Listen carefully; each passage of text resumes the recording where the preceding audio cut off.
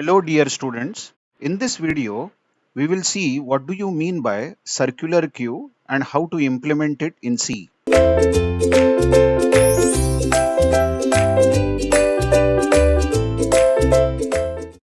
Just in previous videos, we saw what is queue, and the queue that we saw was called linear queue. And we saw how to create a queue of integers storing 10, 20, 30 and so on. And this queue was maintained by two pointers front and rear. In this video, I'll tell you what is circular queue. Now, the queue that you are watching here in the picture is still a linear queue, isn't it? But what if the next pointer of this rear node is not kept null, but this next pointer points back to the front node? So this is no more null now. The next pointer is no more null. It points to the frontmost node of the list, or rather queue. Then this becomes circular queue. You can easily understand that the program or implementation of the circular queue would be same as linear queue that we saw in the earlier videos, except that we have to add one line, just one line in the insert function. As you all can see that the queue data structure, I'm going back to linear queue. This was the program for linear queue and we wrote the insert function. Just compare this insert function where the last line of the insert function, as you all see, is p arrow rear equal to new rec. The last line I am talking about is p arrow rear equal to new rec. And I am coming back to circular queue. In the circular queue, we have written the same insert function. Check that. This was the last line, isn't it? P arrow rear equal to new rec. We have just added one more line, that's it. And the entire insert function is same as that of linear queue. It has to be, isn't it? Because circular queue is, after all, an extension of linear queue where the rearmost node does not have its next pointer as null, but the rearmost node, rather last node's next, points back to the first node. So that's it. That's the only change which we will do in this insert function. Empty function will remain same because we know that the queue is empty if front is null. I mean, if front is not pointing to any node, then that means there are no nodes in the list. Absolutely no nodes. Then the queue is empty. So we'll return true, that is 1 if front is null. Otherwise, we'll return 0, that's false. That is, queue is not empty. The delete function, as you all see, this delete function is for circular queue, but I'm going to the page where we have delete function of linear queue. This is delete function of linear queue, and just see that in the delete function of linear queue, we had this statement p arrow front equal to p arrow front arrow next. Whereas if you see circular queue, now this is circular queue implementation, we still have that statement p arrow front equal to p arrow front arrow next. This statement was there in linear queue implementation also, but we now have to take care of this by writing a if statement. Otherwise, all the statements written in the delete function are same. So in a way, circular queue implementation is obviously same as linear queue implementation. Now help yourselves in this. I am not explaining the entire details of the struct node. Still see that every node of this linked list is still going to have integer data and next pointer. So there is no change as far as node declaration is concerned. And we still have a queue structure which has front and rear as two pointers. So queue is basically a structure containing two pointers, front and rear.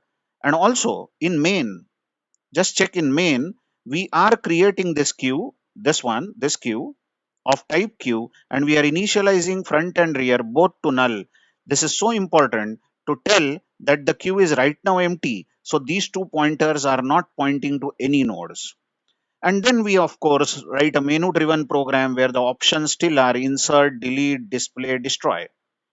So let's see how to insert a node in circular queue. I'm directly going to insert, and you all know from our earlier videos that we are going to pass the address of the queue. And let's say X that we are inserting is 10. So currently we are having this as Q. Q is having front and rear, and both these pointers are null. Of course, we have passed address of this Q in the pointer P. So P points to Q. Okay. Now run this code. There is a pointer called newrec in the memory, and due to malloc statement, malloc function, new node will be created which can store data and next, and newrec points to that node because we have said newrec should point to a newly allocated node. Newrec arrow data will become 10 because x is 10, and newrec arrow next has been made null. Next is made null. And now we ask, is p arrow front equal to null? Now tell me if p arrow front is null, which is true right now. You watch newrec arrow front is null, then it means that the node that we are just now inserting is the first node, isn't it? Because the queue was empty. That's why front is null. So hence this condition here written here is true. Front is null. So we make p arrow front equal to newrec. What that means is p arrow front won't be null anymore, but it will point wherever newrec points. And else won't run, obviously, because if was true, but these two lines will run, which says p arrow rear also should point to newrec. So P arrow rear, this rear pointer also points wherever newrec is pointing.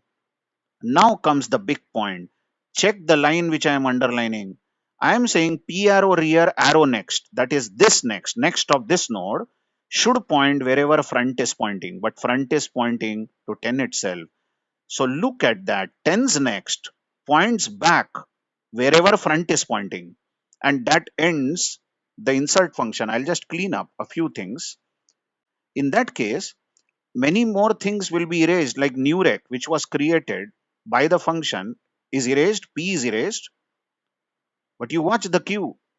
This queue does not have front and rear as null anymore. But front points to 10, of course 10 is the frontmost. Rear points to 10, of course 10 is the last node.